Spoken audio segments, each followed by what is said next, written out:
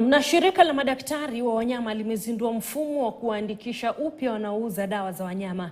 Katibu katika Wizara ya Kilimo Jonathan Mweki akizungumza katika uzinduzi wa mfumo huu leo jijini Nairobi, amesisitiza umuhimu wa kanuni hizi akisema vijana sasa wameanza kutumia dawa hizi za wanyama visivyo.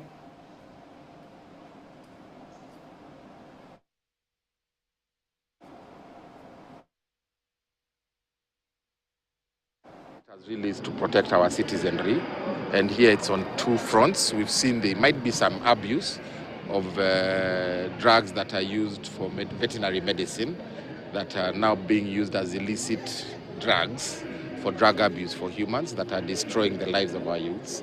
And we want to understand how these drugs, which are prescription drugs for use by animals, are getting out into the hands of our youth. So with that, our regulators here, the Kenya Veterinary Board and the Veterinary Medicines Directorate, now have an RRI to go out and ensure that all our veterinary professionals, both the surgeons and paraprofessionals, are registered. One, all the agrovets who sell drugs are registered. And most importantly, all prescription drugs are actually sold or distributed with prescriptions. I can't really determine here because also stakeholders will give their input, but we are proposing $1 million or jail term of 10 years. Mtazamaji, tuangazie masuala ya kilimo.